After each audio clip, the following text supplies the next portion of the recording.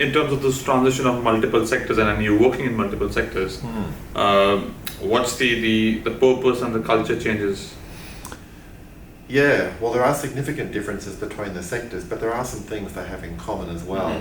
I personally think it's a really good experience to move from government to not-for-profit, from frontline to policy roles, because you learn things and bring things from each perspective back to the other. So, for example, if you work in government, you get a slightly wider view, you get a sense about how government makes decisions,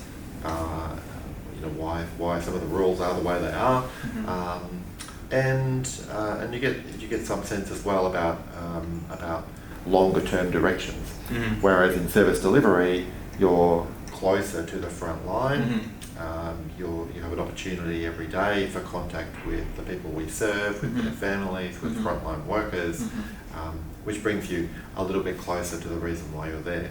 So there's some of the differences between the sectors, but there are some things they have in common. I mean, everybody I worked with in government was there to make a difference. So people in government also are committed to change and committed to outcomes for communities. There's just a different strategy, I guess, for how to go about doing it, and everyone has a different role in the system. So there's a role for frontline services, a critical role, obviously, for frontline services, but there's also a role for people in government, and a partnership between people in government, or in our case, for example, people in the NDIA and the sector and the community that lives with disability, all working together is a very important partnership, so everyone has a valuable role to play. So.